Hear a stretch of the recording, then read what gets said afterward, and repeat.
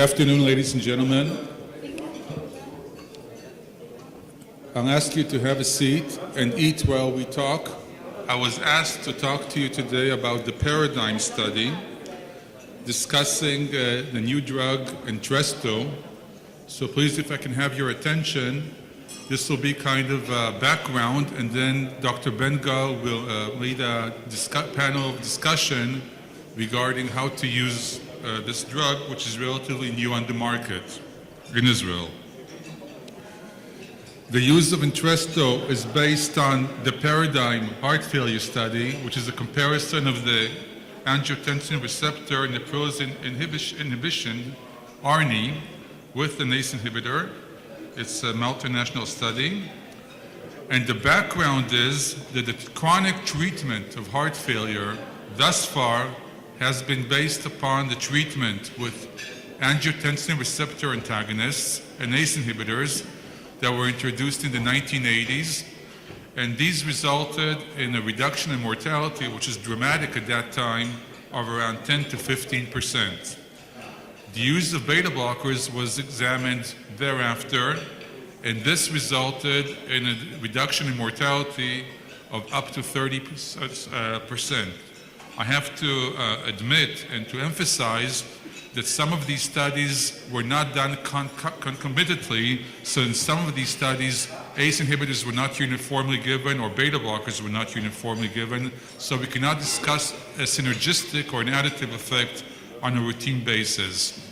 And then there is the use of the MRAs, the mineral receptor antagonists, which resulted in another 25% or in 25% in mortality. Again, this is not additive, this is each one in itself. Now, what is the basis of using an endopeptidase inhibitor? We all know that we have endogenous vasoactive peptides, such as bradykinin, substance P. And there is an inhibitor, an endopeptidase, neprilysin, which inactivates these endogenous vasoactive peptides. What do these peptides do?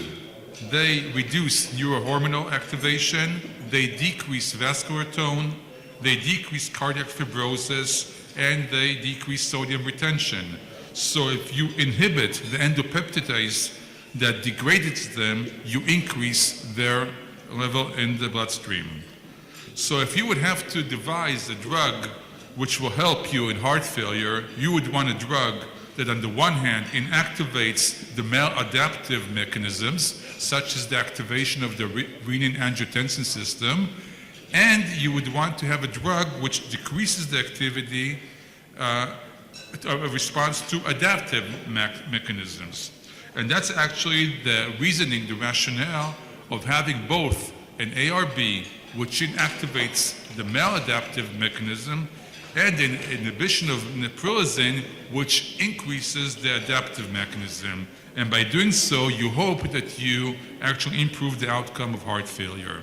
So this is the drug called LCZ 696, and for this afternoon, we'll call it Entresto by its commercial name, which is a combination drug of an ARB and neprilysin.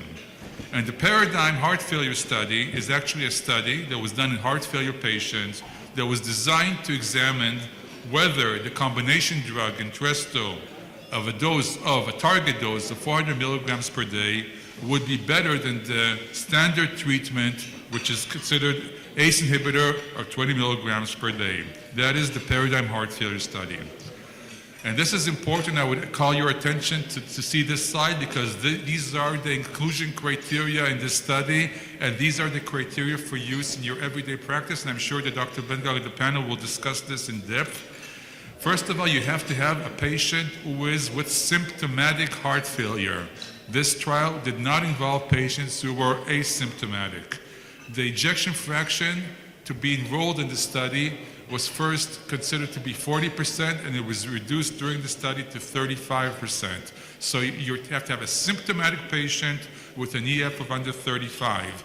In the study, they did something which is not routinely done in Israel or maybe in other places. They checked BNP or pro-BNP, and you had to have an elevated level of either BNP or pro-BNP, And if you had hospitalization, you could have a reduced level of BMP, but still you have to have a higher level than normal of BMP.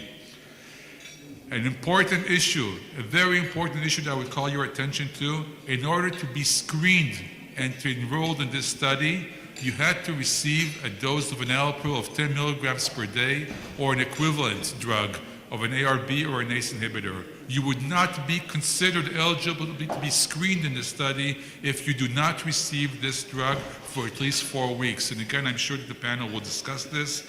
You had to receive these drugs on top of standard medical treatment, which is beta blockers and MRAs, if possible. And there are some more stipulations. You had to have a blood pressure, a systolic blood pressure of greater than 100. You had to have a GFR of under 30.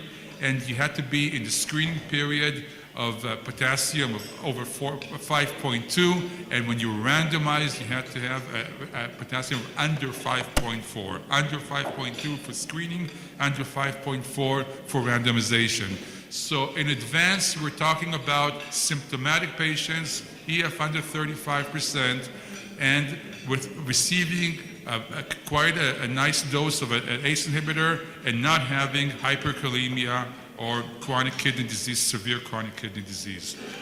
And on top of it, before randomization, this is again important to remember when we see the results of this study, there was a run-in period.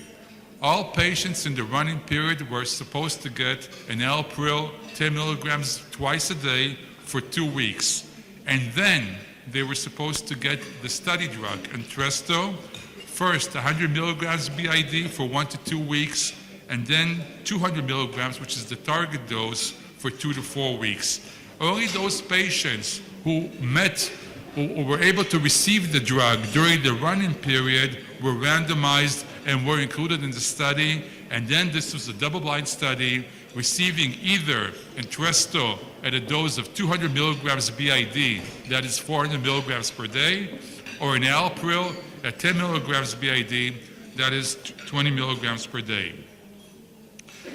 What is the primary endpoint of this study? The primary endpoint is a combination of cardiovascular death or hospitalization for heart failure. However, the study was powered in order to discern a difference of 15% in cardiovascular mortality. So although cardiovascular mortality is only one of the components of the primary endpoint, this was the endpoint that based upon this endpoint, they decided the study size, and in advance it was considered that if you have a 15% or more reduction in mortality, this would be considered a clinically significant reduction in mortality, using Entresto as compared to an ACE inhibitor, enalapril 20 milligrams per day.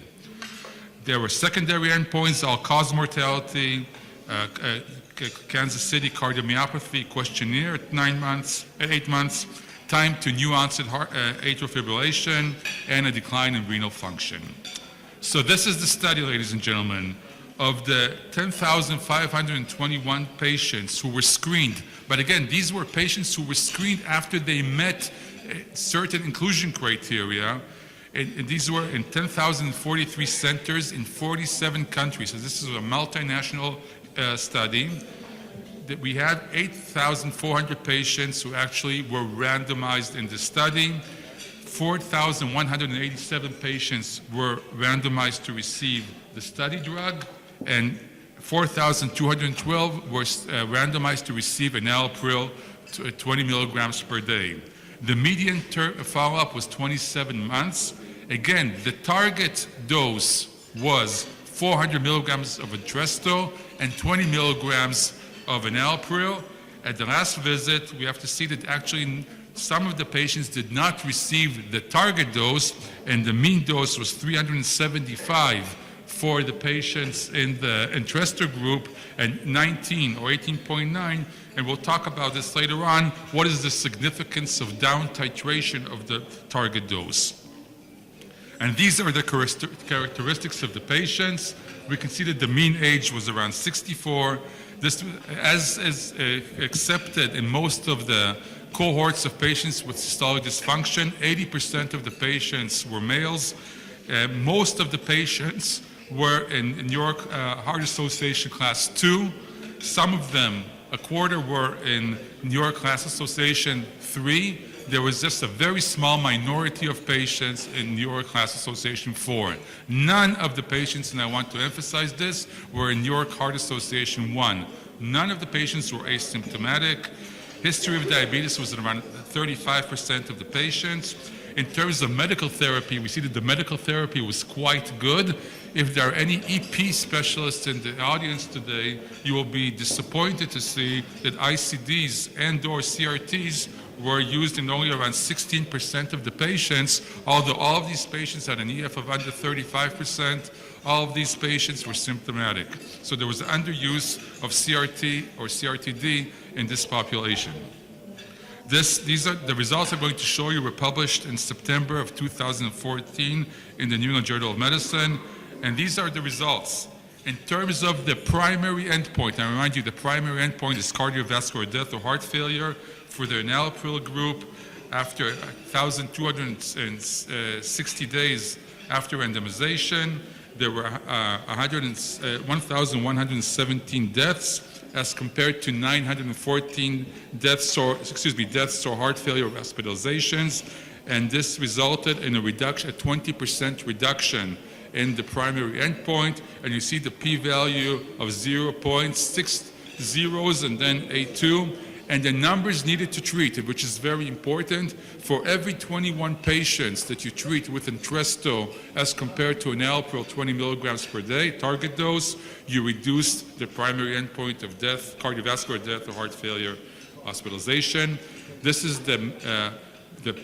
one of the components of the primary endpoint, cardiovascular death, and we see that there was a reduction in cardiovascular death, actually a 20% reduction in cardiovascular death, and again, we see a 0.4 times 0 and then 4. That is, you need to treat 32 patients. For every 32 patients that you treat with Entresto as compared to enalapril, among patients who fulfill the entry criteria, you save one cardiovascular death. How about hospitalizations for heart failure? Again, we see the same trend. You have a 21% reduction in hospitalizations for heart failure over the 27-month follow-up, with a very, very significant p-value. This is a slide which tries to show, are there any subgroups that behave differently in terms of the primary endpoint of cardiovascular death? And again, this is when women, different age groups, different types of etiologies for heart failure, and you see that no matter which subgroup, there's no subgroup that behaves differently. That is, Entresto resulted in a reduction in the primary endpoint and in cardiovascular death in all subgroups. There was no differential effect in any subgroup. How about all-cause mortality? In terms of all-cause mortality, which includes cardiovascular death, by the way, this resulted in a 16% reduction in all-cause mortality, and we'll discuss this in depth towards the end of my talk. How about the secondary endpoints? So in terms of how the patient feels, which is assessed in the Kansas City Cardiomyopathy Questionnaire, there was a reduction. There was a worsening of the well-being of the patients over this time, but the reduction in well-being was attenuated in the patients receiving Entresto. That means the patients doing Entresto fared better in terms of how they feel as compared to patients with enalapril. In terms of new onset atrial fibrillation or new onset acute renal failure, there was no difference between the two groups as secondary endpoints. How about adverse events, which is very, very important when considering a very potent vasoactive agent? So the point to remember here is that it's not all rosy. Patients who receive Entresto have more symptomatic hypotension than patients receiving enalapril. That is, I would say, if you review the side effects, the adverse effects, and around 10% of the patients, they have symptomatic hypotension with Entresto as compared to around 6-7% of the patients with enalapril. However, in terms of other adverse events, be it hyperkalemia or renal dysfunction or angioedema, Actually, patients did better with Entresto than they did with enalapril. In terms of discontinuation, actually more patients wished to discontinue the drug when they were on enalapril as compared to those on Entresto. So patients wanted to stop the medication more with enalapril in spite of the more symptomatic hypotension. So how can we summarize these findings? In heart failure with reduced ejection fraction, when compared with recommended dose of enalapril, the use of Entresto was more effective in reducing the risk of cardiovascular death and heart failure hospitalization, reducing the risk of cardiovascular death by more than 20%, then the incremental effect, reducing the risk of heart failure hospitalization by an incremental of 21%, and reducing all-cause mortality by an incremental of 16%, and incrementally improving symptoms and physical limitations. It was better tolerated, resulting in fewer cases of cough, hyperkalemia, or renal impairment. It was less likely to be associated with a discontinuation. There was more hypotension, but no increase in discontinuations. So this, remember, we started with the effect of ARBs and ACE inhibitors and beta blockers. Now we see that when you use the ARNI, which is a combination drug of neprilysin and an ARB, it has an incremental effect on top of the ARBs and ACE inhibitors. Just a few more slides regarding how to analyze the results. We talk about cardiovascular death. What was the main cause of cardiovascular death in this study cohort? The two major reasons for cardiovascular death in this cohort were either sudden death or heart failure exacerbation. In terms of sudden death, we see that the use of Entresto as compared to enalapril resulted in fewer sudden deaths, a reduction in 20% in sudden death among these patients. And then you can say, okay, but maybe there's a difference between patients who had an ICD and the patients who did not have an ICD, and this is a subgroup analysis, and you see that this effect was maintained. The P4 interaction is 0.17, meaning that both patients with an ICD and patients without an ICD benefited to the same degree in terms of reduction in sudden cardiac death. The next issue is worsening heart failure, and again is a cause of cardiovascular death, and we see again that Entresto resulted in fewer deaths due to worsening heart failure. So if we analyze the mortality data, we see that all-cause mortality was reduced with Entresto, cardiovascular cause mortality was reduced with Entresto, and when we say cardiovascular death, it was both reduced sudden cardiac death and death due to worsening heart failure. How about the dose of the drug? I showed you the target dose for both drugs was 400 for the Entresto, 20 milligrams for enalapril. The mean dose that was at the end of the study was 375 and 18.9. Some of these patients needed to go down titration of the drug due to symptoms, and the down titration was actually dictated by the protocol.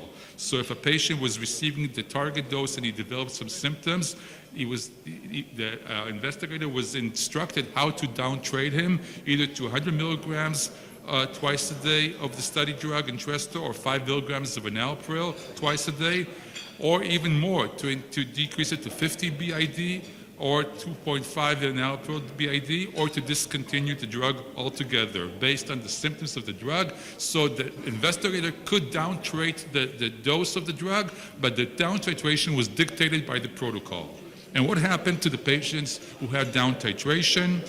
Here we see that those who sustained the full dose throughout the study period had a better prognosis than those who had any dose titration at any time during the study period.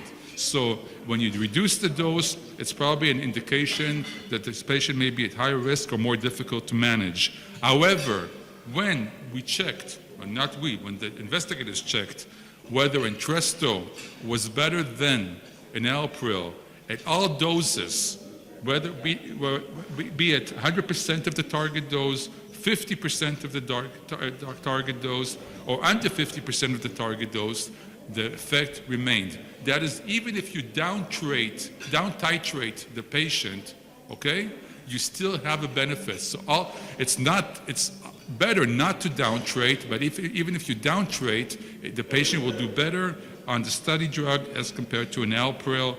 And the final point I want to talk about is the issue of hyperkalemia.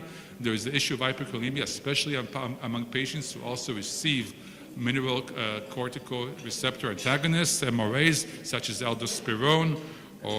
And then you ask yourself, what do these drugs do on top of MRAs? So in this analysis, we see these were patients who were already receiving MRAs when they were enrolled, and you see that actually patients who were receiving MRAs and the study drug or enalapril, fewer patients developed hyperkalemia with the study drug as compared to enalapril. Even when we take severe hyperkalemia as an endpoint, fewer patients with Entresto developed hyperkalemia as compared to enalapril on top of baseline MRAs.